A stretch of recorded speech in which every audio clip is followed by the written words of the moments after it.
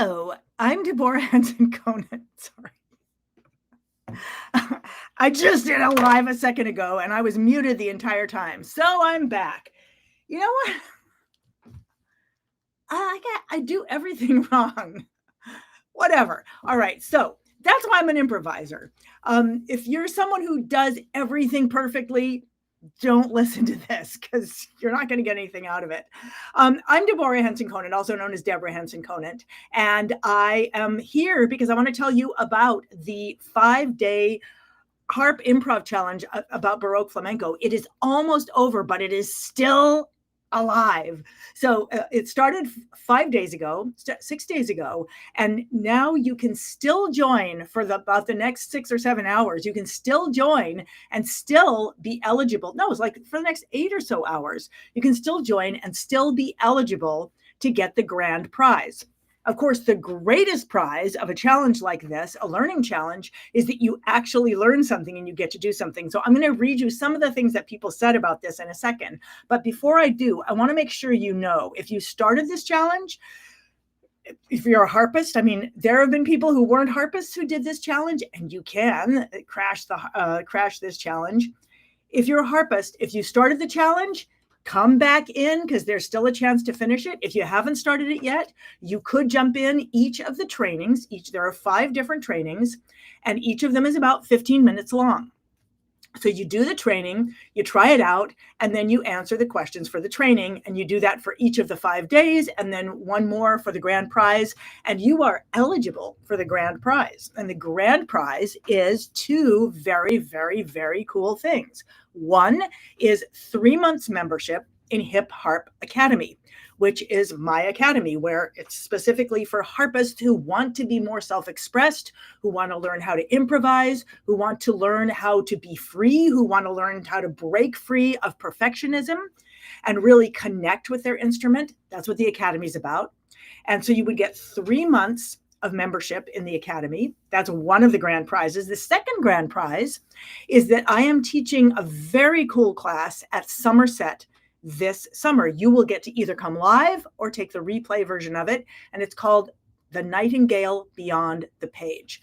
So both of these things that you will get are all about getting freedom with your instrument, getting away from the notes, getting beyond the notes on the page, because many, many harpists get stuck to the notes on the page. Sorry, I'm thinking about their fingers being stuck on the notes on the page, but it's like that. Okay, I'm gonna remove this little thing here because you can still see the link up at the top there. Okay, so back here, I just want to read you some of the things that people have been saying about this challenge, because for me, this is really exciting that something that I'm teaching is creating so much freedom for so many people. So with the very first one, I want to say, here's what Angela said. Angela said her 3 biggest takeaways. She said, DHC is stripping the piece right back and makes it playable for everyone, no matter their ability. And that is true, that I am teaching on multiple abilities because I am teaching sort of the fundamental building blocks of music and then showing you how to add on to them. So how does that work? So for example, if I said to you, this particular piece has what's called a descending bass line, what would that mean? That would mean that it goes, there's a thing, the music goes like this, except for actually it does it like this. That is the fundamental, that's the fundamental of what the music is doing. And how I'm teaching on multiple levels is that because as a composer, I know, oh, that's how the music is going. So what are you going to do? The music is doing that. What are you going to do? Are you going to try to do something that is, are you going to look for a piece of sheet music and be like, oh, that's too simple for me, or like, oh, that's too complicated for me? Or are you going to know that this is a concept? It's a musical concept, and that you can build it out. You can build it out at your own ability. And to do that, okay, so here's me, maybe at my ability. So it depends on where I'm at. My ability might be Or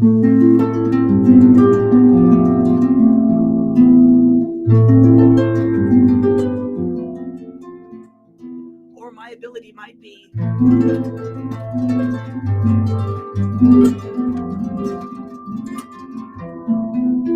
or my ability might be,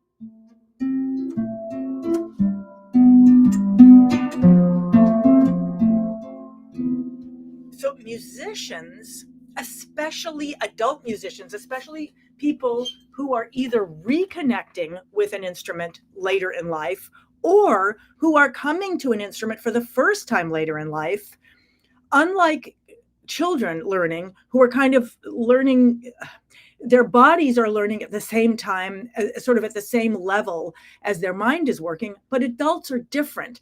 Their bodies sorry, their minds are like way out there, but their bodies, when you're first learning an instrument or first learning anything, and I'm laughing because I'm thinking about when I learned how to rollerblade, and like it was, I, I was just incapable. And so I had to give up a lot in my brain about what I should look like. And anyway, in any case, as an adult, you have a lot of sophistication in terms of what you're hearing, but not necessarily with what you're playing. And so what I'm what I'm helping people to do, and what I love to help people to do, is you can still play a wonderful piece of music. You don't have to play the ABCs. You just learn to do it at your technical level now. And then what happens is, by grounding on that technical level now, you can be musical, you can be expressive, and it will start to expand. What you're doing starts to expand. This is a natural concept. It's like what happens with trees. I mean, you put a seed in the ground, you water it, you let it grow, it starts to grow. The body is like that as well. When you do something that you can do and you have fun with it, it starts to grow. So anyway, this is what the challenge is based on. There's 3 different sort of parts of this piece of music. This piece of music is fairly famous. It gets played all over the world at a very high sort of show-stopping level. But I'm the composer, so I know that it started out as this really simple little piece. And so what I'm able to do is I'm able to break it down and teach you how it started so that you can have that personal relationship to it. And so that's what people are telling me is happening in the challenge, is that they are getting this way of learning. And why that's important to me is that's the way I teach, because it's the way I learn. I have always had a large trouble. I don't know how large the trouble is. It was large enough to get me into trouble. I just always have trouble with complexity. Like if someone gives me directions and they're like, okay, well, go down there and then you turn right and then you turn left and then you go this and then you just like, I forget it. Like my brain only goes this far. And it's always been that way. And so I've always had to have some kind of a map in my head for music, or just something super, super simple that then I could expand on. That's the way my brain works. And I think it's true for many people as well, that the complexity is where they get caught. And so that's how I'm teaching, is to break that complexity down. So I want to tell you some of the things that people have been saying about their experience of the challenge. And by the way, I actually, in this particular format, if you chat, I should be able to see what you have to say. And I have no idea if my sound can be heard or if what I'm saying works. I have not figured that part of this out. I know I should have, but I have not. And so, okay, all right. So Michael seems to be able to hear me. That is very helpful. And you can also, the cool thing about this particular platform I'm on is I think it's streaming to a bunch of different places, Facebook and YouTube and maybe something else. And you can ask questions. And I love it when you ask questions, and you can ask any question, and you can ask me to do anything too. I might not do it, but you can always ask. So while I'm waiting for you guys, I am going. By the way, I just want to tell you, I've been having all this struggle with social media lately because I've been like, I don't get it. I don't know how I connect. So one of the things that I love is to be able to connect. Everything I do is about connection. The motto of the academy is connection, not perfection. So for me, one reason I love being on stage is I can see you, I can connect, I can hear what's, what you're responding to. So I would love to feel more connected on social media. And I love that I can see your comments. So go ahead, ask me anything, tell me anything, ask me to do anything. Like you could ask me to sing the dictionary, I would do it. Anyway, back to some of the things that people have said. So Angela said, I'm stripping. So she said, I asked, like, what are your three biggest takeaways? And she was like, DHC is stripping the piece back and makes it playable for everyone, no matter their ability. And I was just showing you all a little bit about that and how that works, because it's not magic, but it is a composer's mind that knows that there's a fundamental way the music is going, and you can do it on different levels depending on what your technical ability is. And I just realized something as I was saying this. I just realized that part of the reason a composer's mind knows that is because I might write this piece for a harp, or I might write it for a piano, or I might write it for a flute, or I might write it for three flutes. So I have trained myself over my life to understand that a piece of music or a musical idea can be expressed in infinite ways based on what you have. And I never realized that until literally just this moment right now. I just realized why this is so self-evident to me as a composer. This is what you do. You got an idea and you express it with whatever instrument you have. Every instrument has different capabilities. A flute cannot play chords. Go ahead and try, Mr. Flute player. It's not, okay, maybe it's possible for some amazing flute player to play chords. The flute doesn't play chords. It doesn't mean it's a worse instrument. It just means it can't do that. The harp, unless you're Park Stickney, cannot play very, very, very, very, very fast chromatic lines. So does that make the harp a worse instrument than a violin? No, it's just a different instrument. So I take that concept of that people have different capabilities, just like every instrument has different capabilities. And I then help people to be able to express themselves fully with a musical idea at the level they're at. It would be like if the instruments came to me and they said, no, like, I'm a guitar, but I want to sound like a harp. And then I'd probably say, you know what? You're not going to sound like a harp, but why do you want to sound like a harp? What do you want to do? And the guitar might be like, because I love it when harps make it go into that like dreamy thing. And then I'd say to the guitar, sorry, my brain was just like, are you seriously saying this? Yes, yes. So then I would say to the guitar, okay, instead of trying to be exactly like a harp, what is the effect that you want to have? And who are you right now? And how can we create that effect with the who that you actually are? So that's what I would do with instruments. And that's what I do with harpists. Anyway, back to what I'm doing here. By the way, well, never mind. I don't have to tell you everything that's going on behind the scenes, behind my head. But I do want to tell you that one of the things I am committed to today here on social media is to not do this perfectly, because I get super anxious about what I'm supposed to do on social media and that I should have the exact right things to say and I'm going to bore people, or I don't know what it is. It's just a whole bunch of stuff that does not happen to me when I'm on stage, because I can see people, because I can connect with them. And I just made the commitment today to just come and be who I am. So this is who I am. All right. So let me get back to, I was telling you there's 3 different parts to this piece. And the reason I'm here is to, if you have not already signed up for the Baroque Flamenco 5-day harp improv challenge, it's not too late. In fact, right now is very cool because all the 5 things are open. All the 5 trainings are open. You can take them all right now. You could go do it right now in the next 2 hours and still be eligible for the grand prize. So if you've started it, go ahead and finish it. If you haven't started it yet, you can jump in now. And the foundation of this is that this beautiful piece that's this kind of showstopper piece has 3 different parts to it. And each of those parts is based on a very simple compositional idea. And the first one is based on a very simple compositional melody.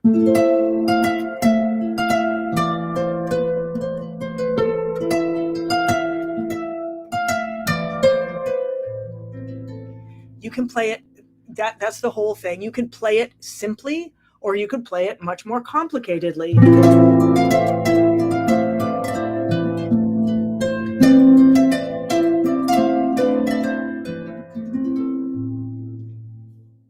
can play it with or without mistakes. I give you that option. Anyway, you can play it simply or you can play it in a more complicated way.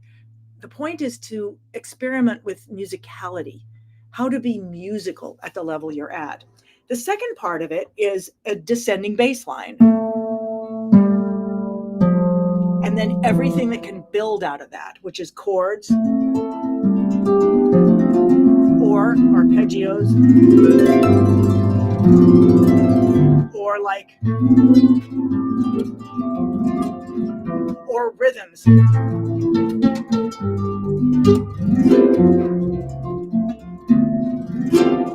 you can get pretty excited with it. So the first is a melody, the second is a descending bass line, and the third is the concept of a cadenza. And the concept of a cadenza is kind of where the piece stops for a minute, but it gets very expressive.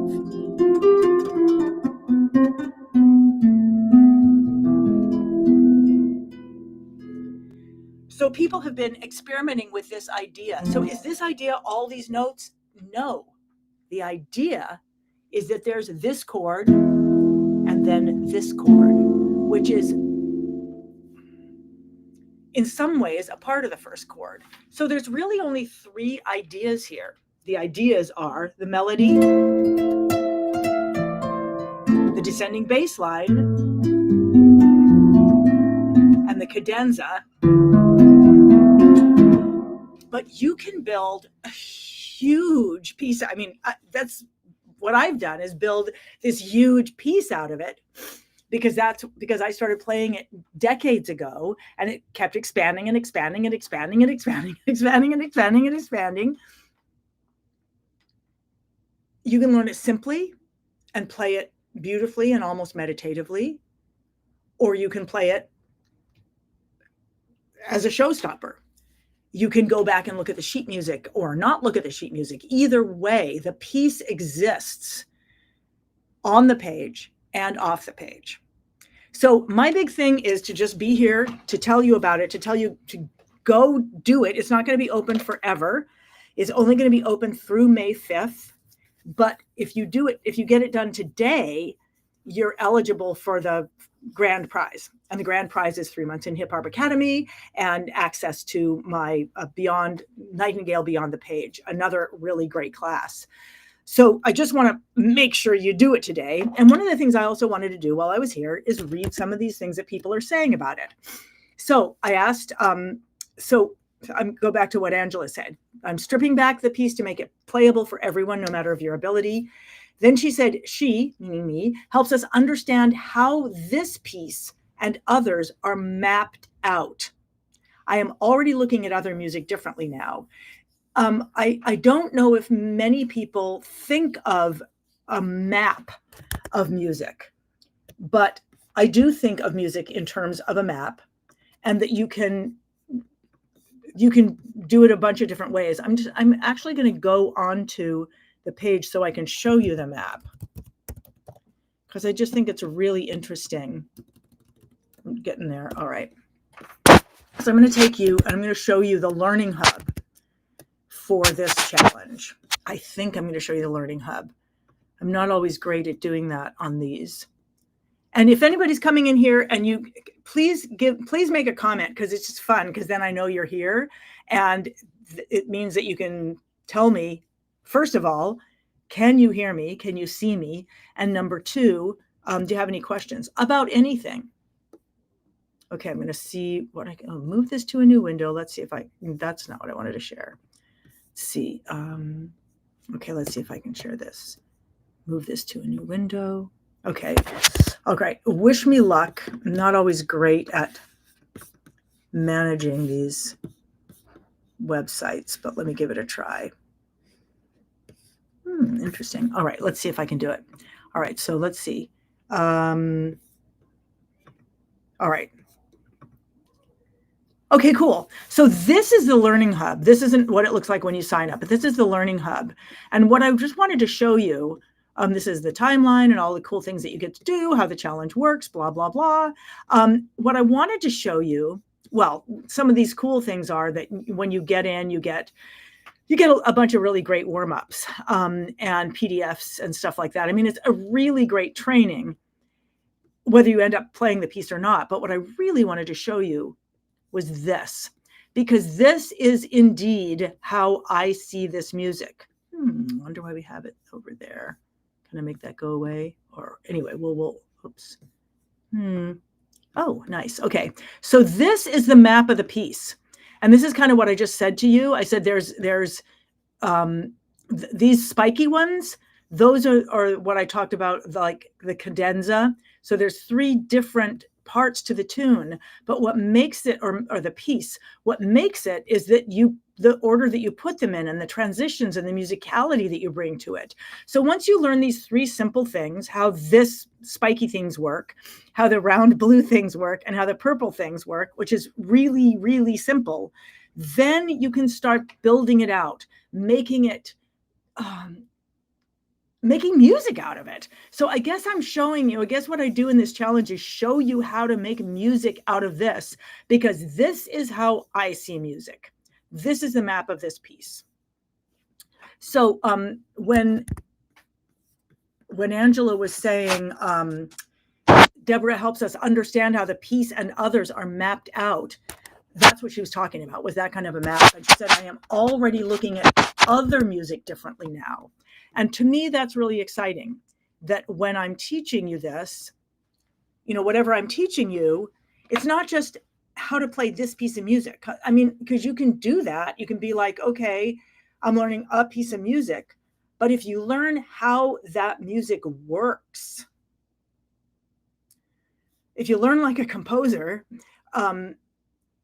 which doesn't mean you have to be a great composer. It just means there's a kind of a way of thinking that composers have, of how they break things down or how they build things up. If you learn in that way, then what you learn about one piece, you can apply to other pieces. And again, this goes back to my childhood of like having an inability to remember complex things, or an inability to remember things that would seem arbitrary, like the specific notes to a specific tune of music would be very arbitrary for my mind. And so instead, I thought of music in terms of maps or stories or, something else that would make sense to me. And then I could apply the music to that. And so that's what I teach. All right, I'm going to go back and read a couple of the other things that she said. So Angela said, so I asked people, what are your 3 biggest takeaways? And then I asked, what's your favorite part? And she said, well, my favorite part was all of it. And then I asked people, well, what would you say to people or your friends about the challenge? And she said, well, DHC is, meaning me, is so very different to anything else you're likely to have tried. Her method, which is what I've been talking to you about, is literally freedom for us all. A method of self-belief and worth that I have never had. Music for all with the grounding of patterns and structures which literally let you take off. The idea that you are enough, the idea that connection is perfection. And it's true, all of those things. When I'm teaching, one of the things I realized is,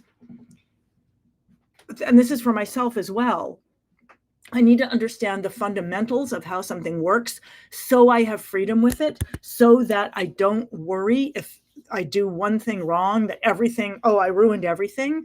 I need to know the basics. So it's like having a map instead of those, instead of a list of directions. And if you miss one of them, you're lost. When you have a map,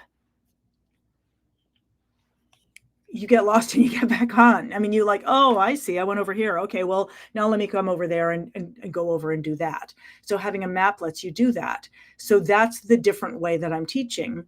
But I also learned that there's a lot of stuff that we learned that we need to unlearn. And a lot of the things that we learned that we have to unlearn are, first of all, that learning is all about getting good enough and that we're starting from not being good enough.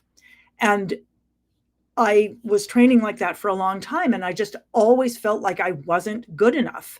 And so I never was present until I started realizing that and every time I would get on stage or I would be doing something, it was to prove that I could do it. So I was trying to prove something instead of actually expressing and sharing something. And as I began to realize that that was shutting me down, the thought that I'm never good enough and that I always have to prove something, I started exploring the idea. I remember when I first had it and I mentioned it to my family, I was like, wait a minute, what if you just went from the idea of like, hey, it's good enough now? And I remember one of them was like, well, then you'd never get any better. And I was like, no, that's not true. It's not true. It's not true that if you feel like you're not good enough, that the only way to get any better is to come from a standpoint of thinking that you're not good enough. What happened for me is by thinking that coming from a standpoint of I'm not good enough is I was always just trying to prove more to myself and to others and all super anxiety. And jazz actually helped me when I took it down to its most fundamental form, because I began to realize that people are improvising on simple forms and that the simplest form can be absolutely beautiful. That I could improvise on something. I was just doing this when I was in Europe. I made up this, it's not a song, it's just cats and dogs giggle. It's a chord progression, but it's just C, A, D, G. So if I feel like I have to play something like this,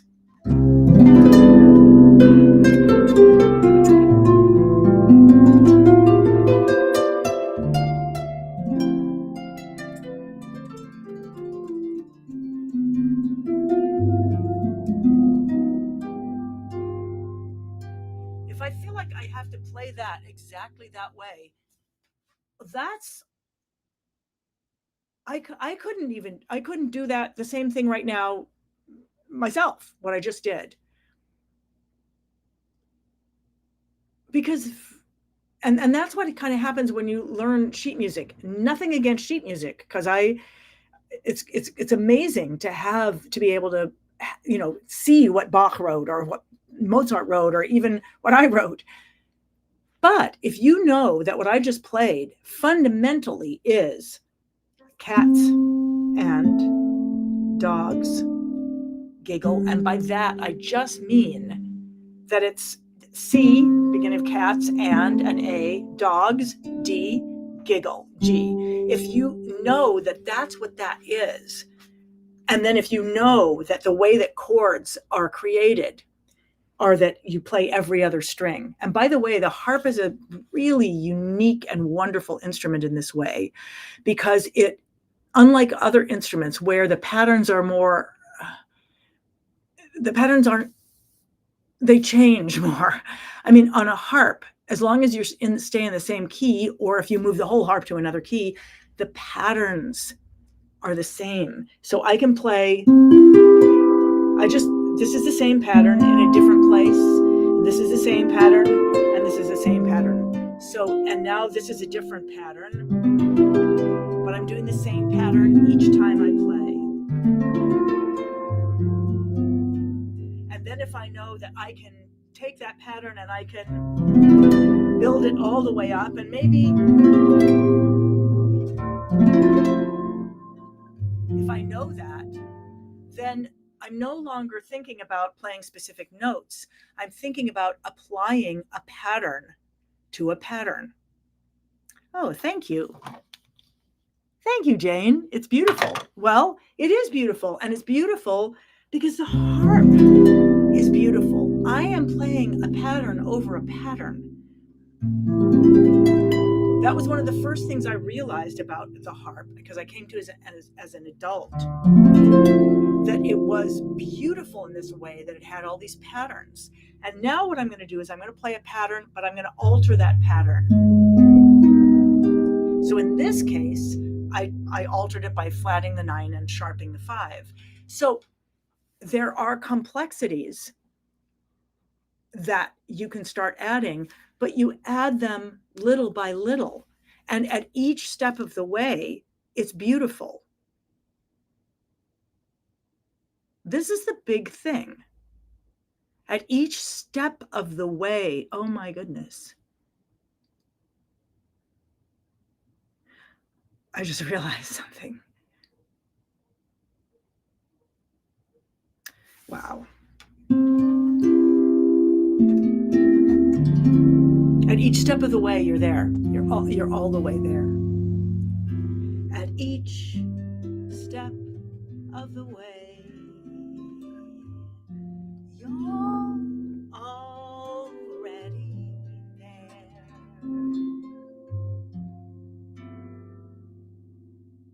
Because where you are, the way you are, is enough.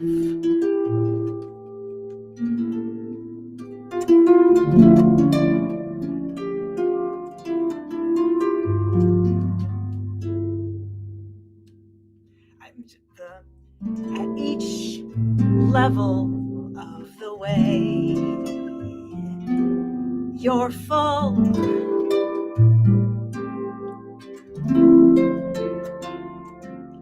I'm just realizing this about this method, that, you know, when you learn music, when the thing that you're learning already exists, like here's this piece of music and you're going to learn it, it's not complete until you've, you know, learned all the notes. But when you're learning from, I don't know the name of it, when you're learning from structures, when you're learning improvisation, when you're learning how music works, and especially on the harp, because the harp is so beautiful in itself, each step is complete in itself.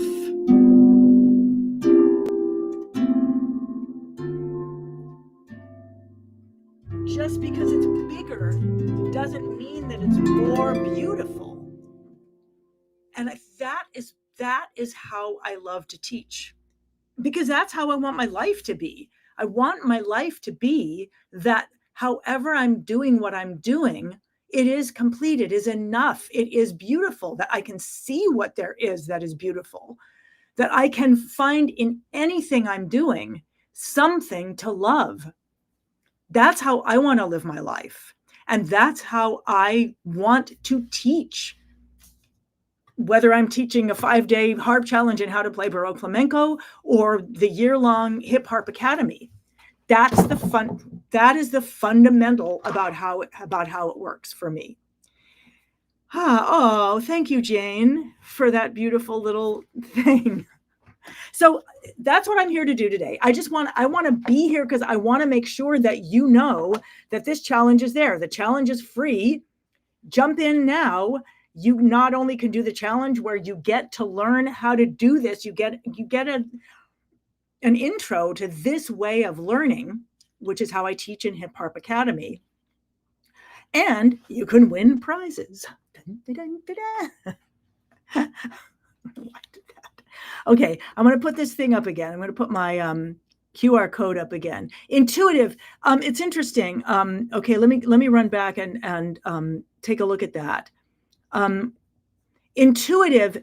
Yes. Yes. It does build that sense of intuition. It also allows you to build on things that you already know in life, like snowmen. I mean, like a snowman is a thing. And interestingly enough, triads and sevenths and ninths chords are similar to snowmen. Sorry, there's something on my tooth. Let me get that out. Or like an ice cream cone with a lot of different things on it. Music is like that. So it starts becoming intuitive because it can connect to other things in life that are not specific to something that's on a piece of music, on a page of music. So I want to make sure that you have this link so that you can jump in, so that you can grab that, so that you can get it before the challenge is over. The challengey part of the challenge is actually over tonight at midnight, in that after that, the prize is, the prize winner, the prize thing shuts down. But I'm going to leave the challenge open for another 5 days until May 5th, because that's when the Academy starts for this quarter. And this is an introduction to the Academy and how it works. So I'm going to go back and read you a couple more things that people have to say and about what they got out of it. So, okay, so this is what Teresa said. Her three biggest takeaways for this challenge were, number one, stop trying to play the piece and let the piece find its place within me and then express it from that place. And this may seem counterintuitive to many people because they're like, well, if I can't play the piece, how can it be expressive? The point is to be as self-expressed as quickly as possible, like a child is. A child is self-expressed before they can do anything. So you want to reconnect to that. And so that's why she's saying, stop trying to play the piece like the way it's written. Let it find its place within me, within how I can play now, and then be expressive from that place. That's the first thing. Second thing she said she got is stay open to new possibilities, even when I think I already know what I think and feel about something. And I think she said that because different people were finding different parts of the piece that they loved and that they were exploring. And since there's so many different ways to play this piece, for example, the way it's written in the sheet music, you would play the introduction like this.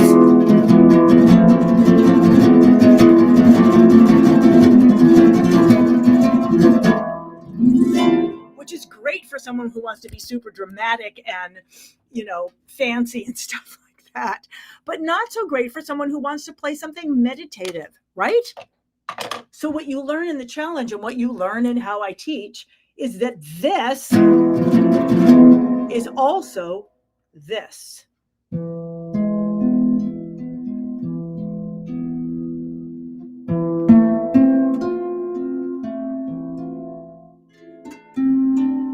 It's the same thing. It's the same thing. It's the same compositional material. It can be interpreted. It can be stylized. It can be used. It can be used. It can be expressed in different ways, and it can be used for your self-expression. So if you want to be the kind of person that is like, hey, or not that you have to be a kind of person. If a particular day you want to express this particular part of yourself, like, hey, I'm like, sometimes I want to go on stage and I want to be like, hey, this is me. And sometimes I want to go on the stage and I want to be like, hey, I'm really opening myself up to this.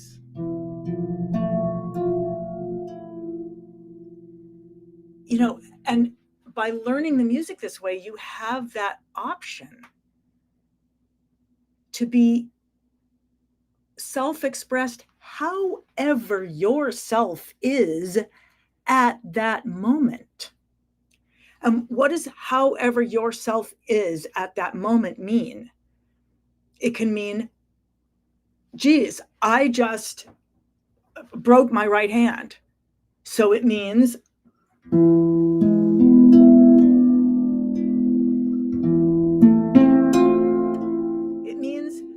no, I can't strum it because I could, but it probably won't be effective because I need two hands to do that. Okay, does that mean I can't play the music? No.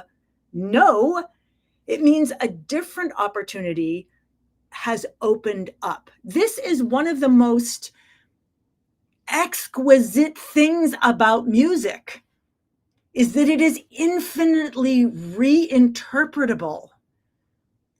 And I think people get really nervous because, like, but that's not Beethoven, but but you're doing this to the composer. Well, it depends on how you go about it. With this particular piece, I am the composer, and I invite you into the journey of this piece, because this piece was a journey for me. When you see the sheet music, you see the arrival or one arrival of that journey. But as the composer, I can take you through the whole journey. And it's what I love to do, because it just happened today. Happened right here a minute ago. I was talking to you about it, and suddenly I was like, oh my God. And I don't even remember what I said, so I'll have to go back.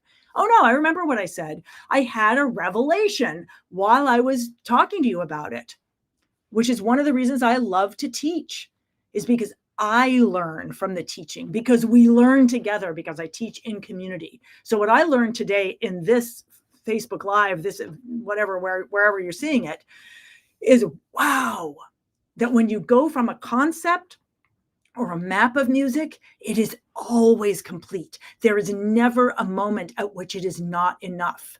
It is up to you.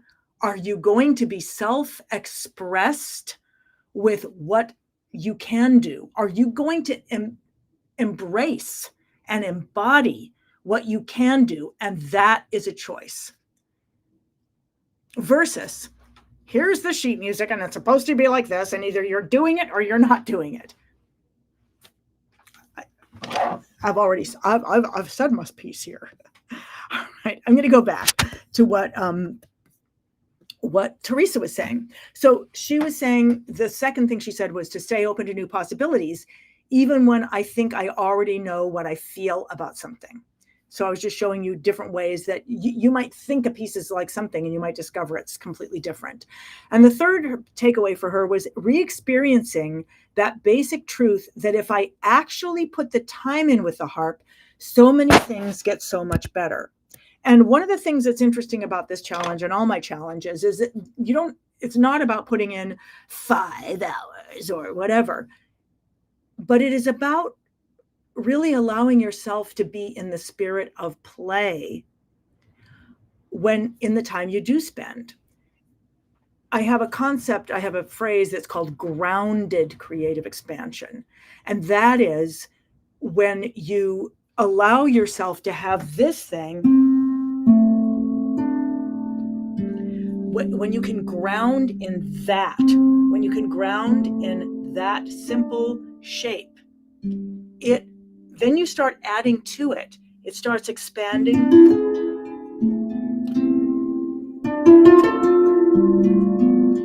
I just added a pattern on top of it. And it's a pattern. I added a pattern of notes, but then I had fun with the pattern rhythmically. But I could only do that because I was grounded in this. That's the fundamental thing that's happening.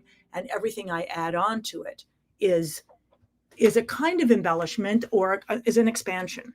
So I just want to, so Teresa's saying, re-experiencing the basic truth that if I actually put the time in with the harp, so many things get so much better. So I think what she was referring to is that I was, this has nothing to do with the piece we were playing, but this is just a new shape.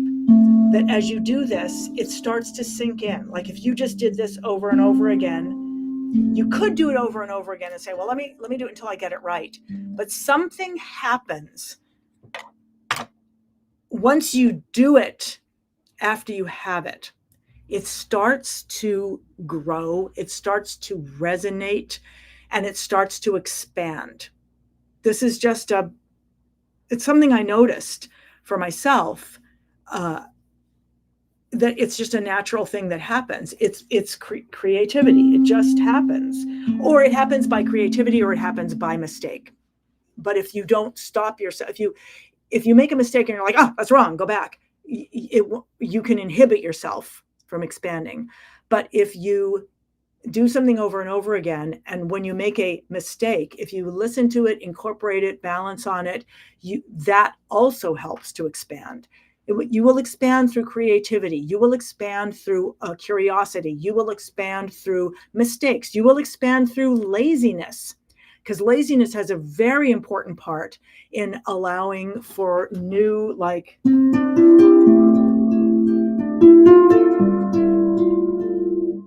in this example, I was too lazy to move my right hand to go where my left hand was going. The thing I was telling you to do was like, I was like, okay, it's still going, it's doing that. Now move your right hand with it in a pattern. And I was like, well, I'm just too lazy to. So didn't move my right hand anywhere. Move it here because it's not that far away. It's beautiful. What created it? Laziness.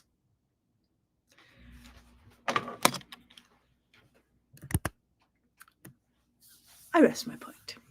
Okay, so back to Teresa. She says, my favorite part of the challenge. My favorite part of the challenge was noticing and enjoying how far I've come with this process of creative expansion since the first time I encountered this challenge a year ago. So this is something that happens a lot. Since I run the same challenge four times a year, 4 different challenges, but then it comes back a year later. And sometimes people are like, well, I already did the challenge. But I encourage you, do it again. Because what happens is each challenge is not about getting something right. It's about understanding a fundamental concept of creative expression and of creativity and of music, which has no ultimate. It has no ultimate, because it continues to expand. And you might think, I can continue to expand it. And you can. But what actually happens, and this is what Teresa was, I think, referring to, it expands you. It starts to become this collaboration. So instead of practicing to get it right, you take on a practice of playing it that then gets to you. This is nothing new. This is nothing revolutionary. It's the anyone who's done any martial art will be like, yeah, well, that's what we do. We have a combination, and you keep doing it, and then it expands, and you get deeper in it. For some reason, I don't know why, the training in music is like, no, do it this way. That's the right way. I mean, on one level, it's safer because someone else, some brilliant composer, has come up with some piece, like Bach. So the music's going to be good if you play Bach. Nobody's going to be like, well, that's a stupid musical idea, because you can be like, oh yeah, well, go tell that to Bach. So you can't be told that your musical idea is stupid.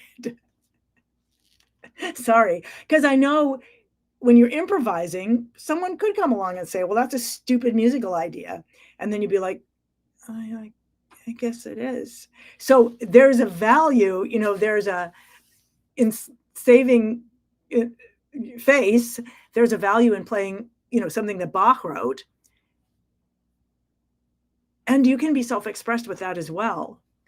But when you start using fundamental musical concepts and expanding them, it just grows in a very different way. And that's what I'm teaching. So sometimes I talk about it as creative resonance, because that's what happens. You become more creatively resonant.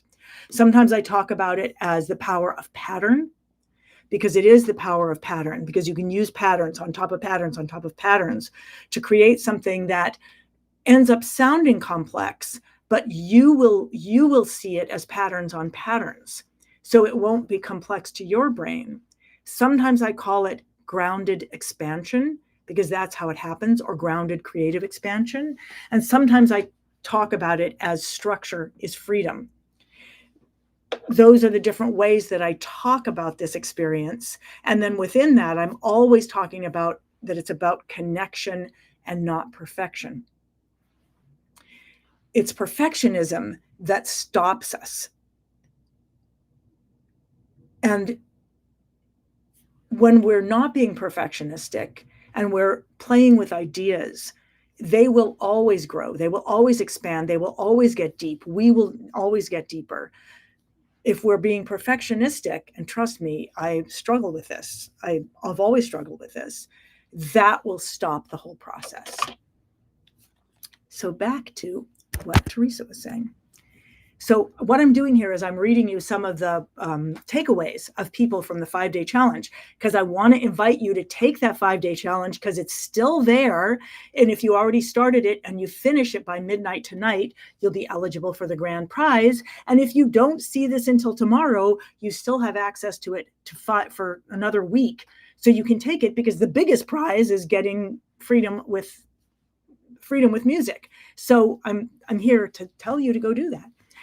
So anyway, Teresa said her favorite part was noticing how far I've come in the last year. And then what she would want to say to her friends about the challenge. I said, what would you tell other people? And she said, I would tell other people what several harp friends told me. Just do it. It's free. It's only 15 minutes a day for 5 days. If you don't like it, you can stop. And she said, I'm so glad I finally took their advice and showed up. So that is what Teresa said about the challenge. Oh, Jane said soul soaring. I love that you use that word soaring, because I've been really fascinated in a couple different concepts over the last couple years. I've always been interested in the experience of glide. And gliding is when a bird has already put energy into what they're doing. Well, I mean, it's not just a bird. And then they can actually glide on it. And so, for example, when you've put your energy into learning this particular chord progression, which has nothing to do with this challenge or the next challenge, this is just something I've been playing with lately, you can start experiencing glide, because as you add patterns on top of that, you start to feel gliding, because you're no longer having to put effort into thinking about, oh, but what's that fundamental thing?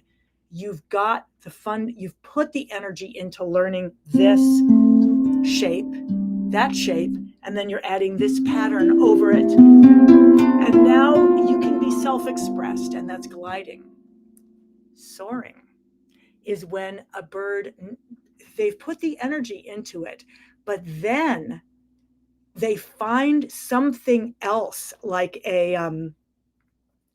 like there's these heat things that allow them to just even get up higher and really soar, so that they're not just gliding. Is usually when you've added the energy in, and then the soaring just takes that energy. And the gliding is when it takes that energy and you glide on it. But soaring is when the energy continues to rise and rise. And so in music, I've put in the energy by learning this pattern. I've added another pattern onto it, and I can glide with this pattern. I can expand that pattern.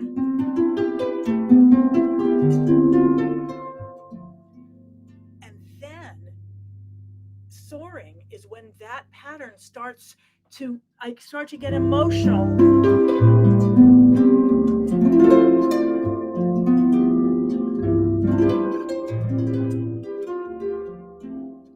And that simple pattern becomes music.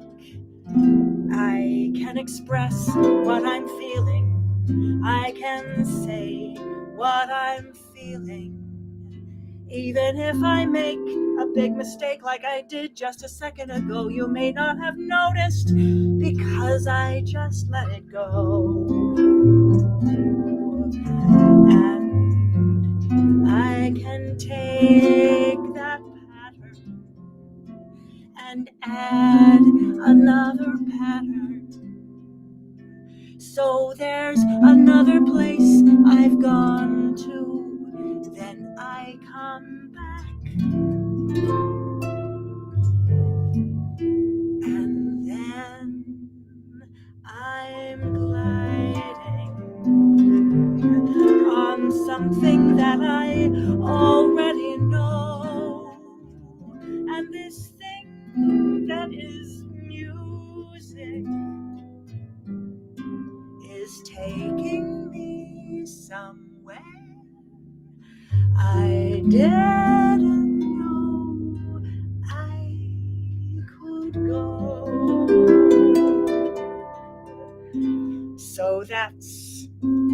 simple pattern with my left hand, adding patterns with my right hand, then going somewhere with a different pattern for a moment, and then coming back. Then I'm flying, and I'm saying what I'm thinking and feeling in this moment, and I feel free.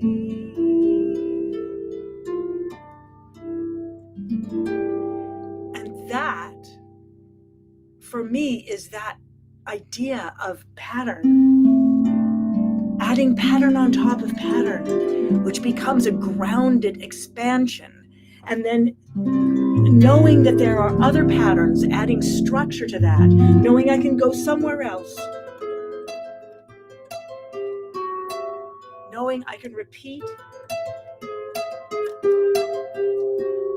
knowing that eventually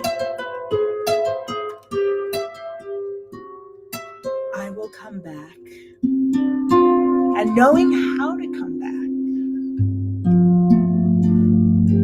And now I'm back, and it feels beautiful to be back. It's not like it feels like, well, you're back and why don't you go away again? I mean, it is the nature of music that it is beautiful to come back, to return, because you feel like you've returned as a different person in a different place, that's still the same place. And that's not just music, it's magic. It's magic.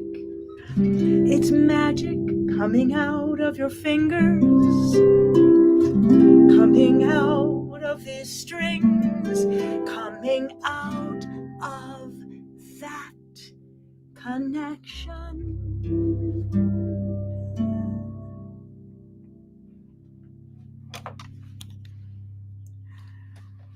Monica, you're up late. She says, I would encourage everyone who plays an instrument. I would encourage you to do the challenge. It is such a gift. You learn so much about music and yourself, and you can find a new way of playing music. It's wonderful and so much joy. Thank you, Deborah. Thank you. Thank you, Monica. Thank you. And Jane, yes, it is joyful. It is joyful to have that connection, to know that it's enough, to be able to express yourself in the moment, whatever silly thing you may be thinking, whatever heartbreaking thing you may be thinking or feeling.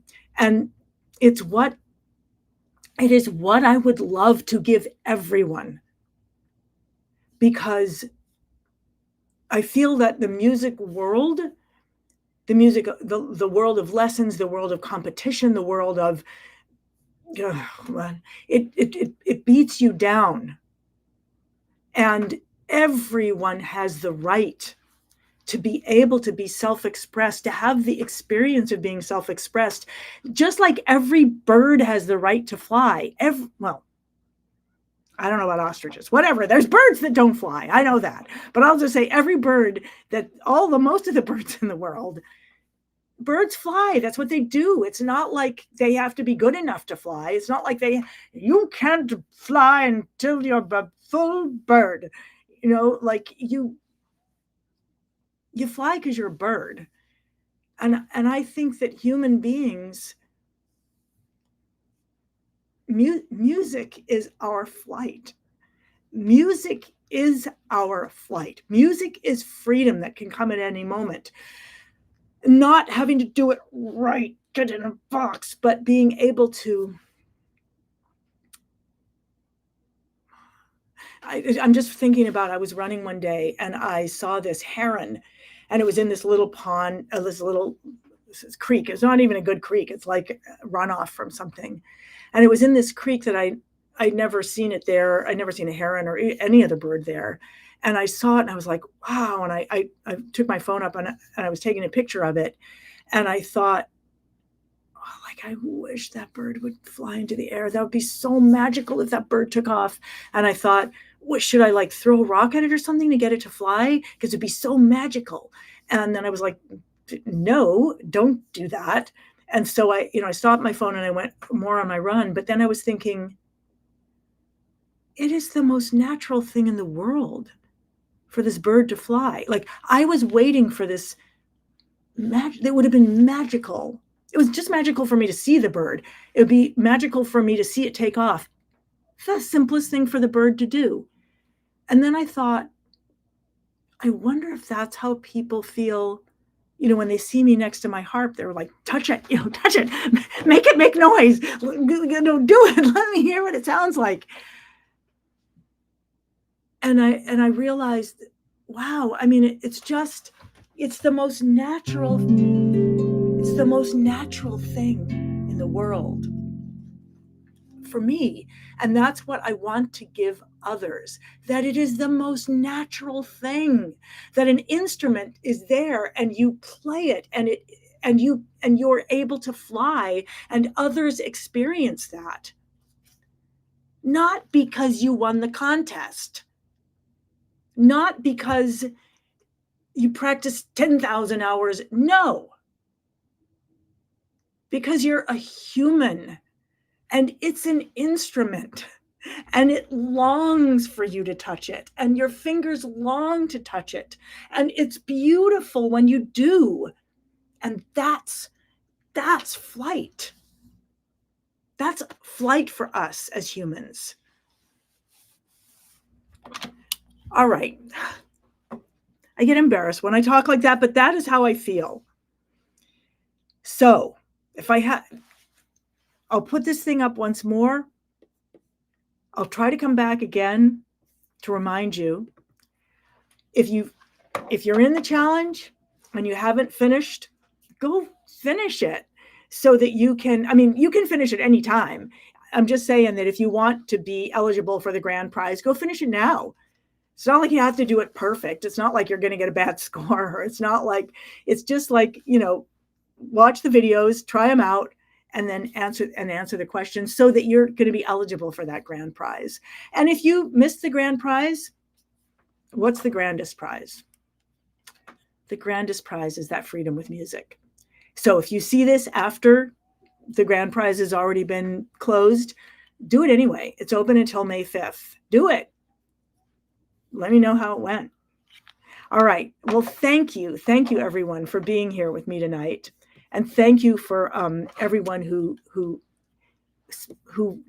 chatted, because I love that. So thank you to Michael and to Jane and to Monica and to Jane again, and to all the people, who either were not able to chat, because I know that it's not available on every single app or whatever that I am.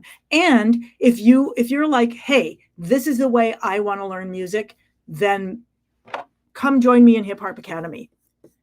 It's starting now. I'm going to see if I have a code for that. Let's see if I've got, okay, I'm going to pull this up. This is Hip Harp Academy. Go check it out now. It's where music is about connection. It's not perfection. We're not about perfection, but about connection. It's about learning to fly with your instrument and your hands.